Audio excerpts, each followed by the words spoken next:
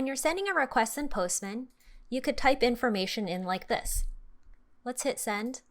And if we open up the console at the bottom, you can see that Postman has sent this URL with these query string parameters. Instead of typing in information like this, you can also use dynamic variables. The syntax for getting variables in the text areas of Postman is with double curly braces. Once you type that into one of the text areas, you can see that Postman is suggesting all these random variables that you can send using the underlying library is faker.js. So let's go ahead and send a random color. So with the double curly braces syntax, if you hover over this, you can see that Postman is intending to send a random color.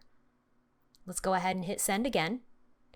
And you can see the query string parameter Postman on the fly has generated a dynamic random color, and in this case it's maroon. Hit send again, and now it's mint green. Send, now it's gray. So that's how you can generate dynamic information on the fly.